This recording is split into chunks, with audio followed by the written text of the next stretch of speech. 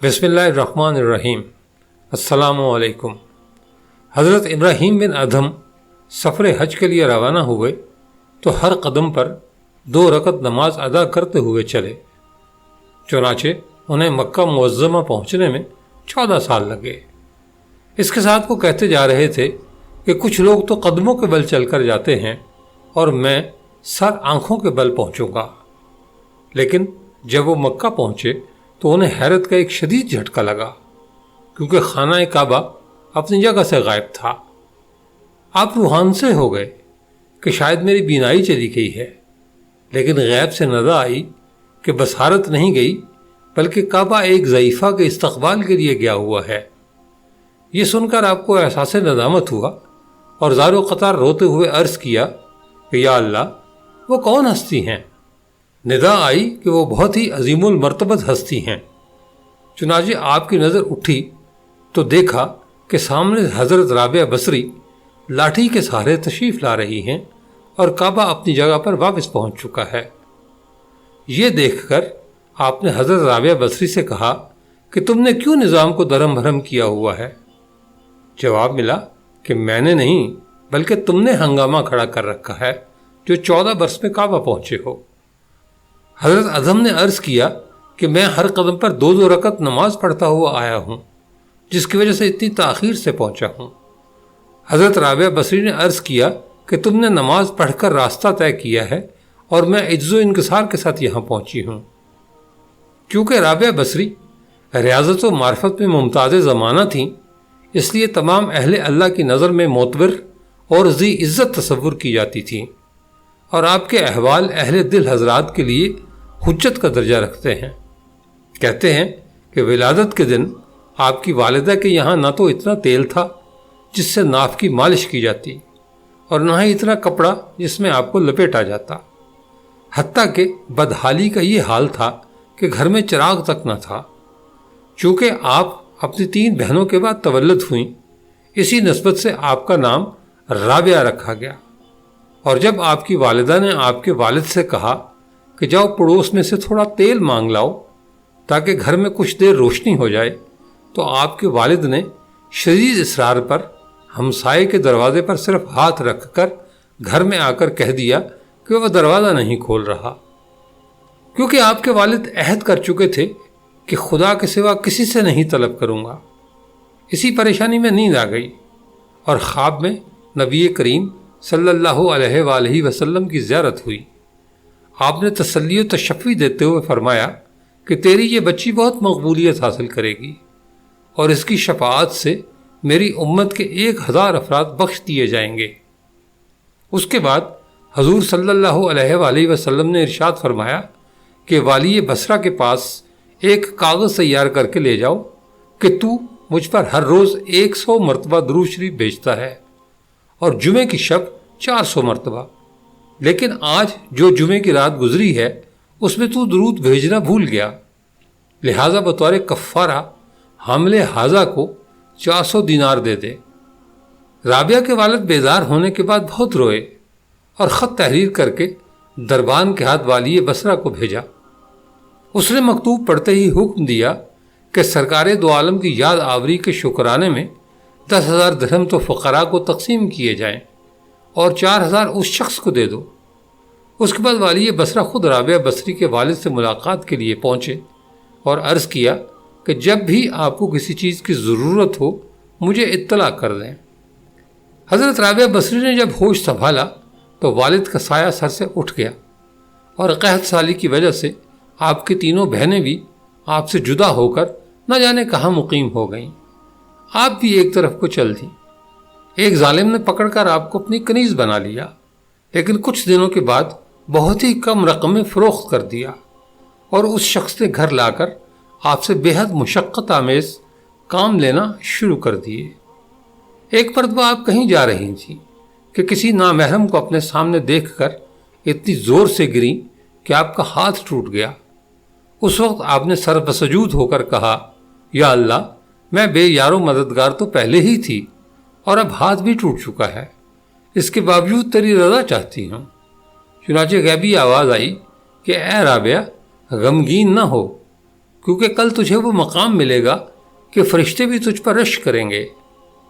یہ سن کر خوشی خوشی آپ اپنے مالک کے یہاں پہنچ گئیں۔ اس عرصے میں آپ کا معمول یہ رہا کہ آپ دن میں روزہ رکھتی اور رات کو عبادت کرتی۔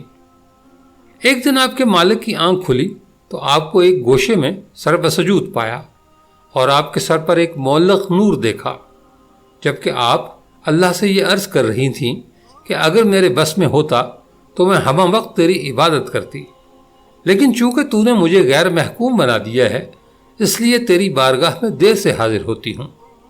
یہ سن کر آپ کا آقا بہت پریشان ہوا اور سوچا کہ مجھے اپنی خدمت لینے کے بجائے ان کی خدمت کرنی چاہیے۔ چنانچہ صبح ہوتے ہی آپ کو آزاد کرنے کی سزا کی اور آپ سے عرض کیا کہ یہیں قیام فرمائیں تو میرے لیے سعادت ہے، اگر آپ اور کہیں جانا چاہیں تو آپ کو اختیار ہے۔ یہ سن کر آپ حجرے سے باہر نکل آئیں اور ذکر و شغل میں مشغول ہو گئیں۔ آپ شب و روز 1000 رکعت پڑھا کرتی تھیں اور گاہے بگاہے حضرت حسن بصری کے وعظ میں بھی شریک ہوتی تھیں۔ ایک روایت میں آتا ہے کہ آپ گاتی بجاتی تھیں، پھر طائب ہو کر ایک جنگل میں گوشہ نشیں ہو گئیں۔ پھر جس وقت سفر حج پر گئیں تو آپ کا ذاتی گدھا بہت کمزور تھا۔ جب آپ اس پر سامان لاد کر روانہ ہوئیں تو راستے میں گدھا مر گیا۔ یہ دیکھ کر اہل قافلہ آپ کو تنہا چھوڑ کر آگے بڑھ گئے۔ آپ نے بارے خداوندی میں عرض کیا کہ نادر و عاجز کے ساتھ یہی سلوک کیا جاتا ہے کہ پہلے تو اسے اپنے گھر کی جانب مدعو کیا، پھر راستے میں گدھے کو مار ڈالا اور مجھے جنگل میں تنہا چھوڑ دیا۔ ابھی آپ کا شکوہ ختم نہیں ہوا تھا کہ گدھے میں جان آ گئی اور آپ اس پر سامان لاد کر عازم مکہ ہوئیں۔ جب آپ مکہ پہنچیں تو چند روز بیابان میں قیام کر کے رب کی بارگاہ میں عرض کیا کہ میں اس لیے دل گرفتہ ہوئی کہ میری تخلیق تو خاک سے ہوئی ہے اور کعبہ پتھر سے تعمیر کیا گیا ہے، اس لیے میں تجھ سے بلا واسطہ ملاقات کی خواہش مند ہوں۔ چنانچہ اللہ نے بلا واسطہ مخاطب ہو کر فرمایا، اے رابعہ، کیا نظام عالم درہم برہم کر کے سارے عالم کا خون اپنے سر پر لینا چاہتی ہے؟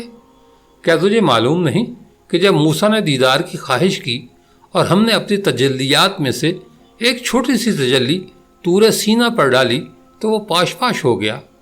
اس کے بعد جب دوبارہ حج کو گئیں تو دیکھا کہ خانہ کعبہ خود آپ کے استقبال کے لیے چلا آ رہا ہے۔ آپ نے فرمایا، مجھے مکان کی حاجت نہیں بلکہ مکین کی ضرورت ہے، کیونکہ مجھے حسن کعبہ سے زیادہ جمال خداوندی کے دیدار کی تمنا ہے۔ ایک مرتبہ 2 بھوکے افراد حضرت رابعہ بصری سے بغرض ملاقات حاضر ہوئے اور باہمی گفتگو کرنے لگے کہ اگر اس وقت رابعہ بصری کھانا پیش کر دیں تو بہت ہی اچھا ہو، کیونکہ ان کے یہاں رزق حلال میسر آ جائے گا۔ آپ کے یہاں اس وقت 2 ہی روٹیاں تھیں، وہی ان کے سامنے رکھ دیں۔ اسی اثناء میں کسی سائل نے سوال کیا تو آپ نے وہی دونوں روٹیاں اٹھا کر اسے دے دیں۔ یہ دیکھ کر مہمان حیران رہ گئے۔ کچھ دیر بعد ایک کنیز بہت سی گرم روٹیاں لے کر حاضر ہوئی اور عرض کیا کہ یہ میری مالکہ نے بھجوائی ہیں۔ جب آپ نے روٹیاں شمار کیں تو وہ تعداد میں 18 تھیں۔ یہ دیکھ کر کنیز سے فرمایا کہ تجھے غلط فہمی ہو گئی ہے، یہ روٹیاں میرے یہاں کی نہیں بلکہ کسی اور کے یہاں بھیجی گئی ہیں۔ لیکن کنیز نے وثوق کے ساتھ عرض کیا کہ یہ آپ ہی کے لیے بھجوائی ہیں، مگر آپ نے کنیز کے مسلسل اصرار کے باوجود روٹیاں واپس کر دیں، اور جب کنیز نے واقعہ اپنی مالکہ کو سنایا تو اس نے عرض کیا کہ اس میں کچھ اور روٹیوں کا اضافہ کر کے لے جاؤ۔ چنانچہ جب آپ نے دوبارہ روٹیاں شمار کی تو وہ 20 تھیں۔ آپ نے تمام روٹیاں مہمانوں کے سامنے رکھی اور وہ محو حیرت ہو کر کھانے میں مصروف ہو گئے۔ فراغت طعام کے بعد انہوں نے رابعہ بصری سے واقعے کی نوعیت معلوم کرنا چاہی تو انہوں نے فرمایا کہ تم یہاں حاضر ہوئے تو مجھے معلوم ہو گیا تھا کہ تم بھوکے ہو، اور جو کچھ گھر میں حاضر تھا میں نے تمہارے سامنے پیش کر دیا۔ اسی دوران وہ سائل آ گیا تو میں نے وہ روٹیاں اسے دے کر اللہ سے دعا کی کہ تیرا وعدہ 1 کے بدلے 10 دینے کا ہے اور مجھے تیرے قول صادق پر مکمل یقین ہے۔ کنیز کے 18 روٹیاں لانے پر میں نے سمجھ لیا کہ اس میں کوئی غلطی ہے، اسی لیے میں نے واپس کر دی، اور جب وہ پوری لے کر آئی تو میں نے وعدے کی تکمیل سمجھ کر رکھ لیا۔ ایک مرتبہ بوجہ تھکاوٹ کے نماز ادا کرتے ہوئے نیند آ گئی۔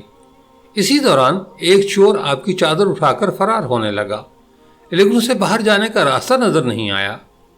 لیکن چادر واپس اس کی جگہ پر رکھتے ہی راستہ نظر آ گیا۔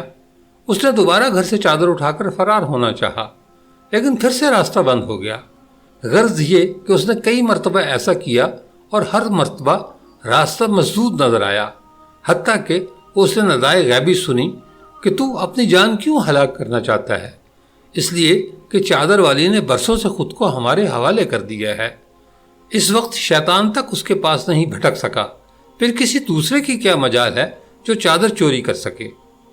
ایک مرتبہ آپ ایک پہاڑی پر تشریف لے گئیں اور تمام جانور آپ کے ارد گرد جمع ہو گئے، لیکن اسی وقت خواجہ حسن بصری وہاں پہنچے تو تمام جانور بھاگ گئے۔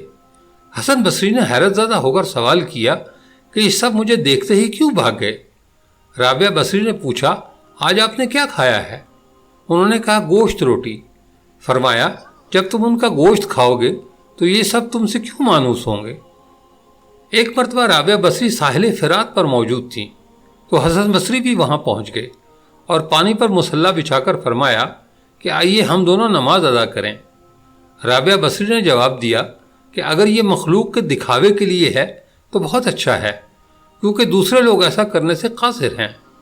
یہ کہہ کر رابعہ بصری نے اپنا مصلا ہوا کے دوش پر بچھایا اور فرمایا کہ آئیے یہاں نماز ادا کریں تاکہ مخلوق کی نظروں سے اوجھل رہیں۔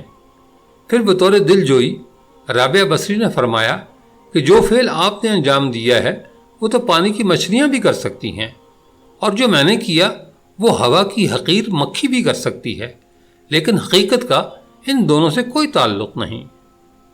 دوستو، یہ تھا آج کا واقعہ۔ کامنٹ کر کے اپنی قیمتی رائے سے ضرور آگاہ کیجیے گا۔ ملتے ہیں اگلی ویڈیو میں۔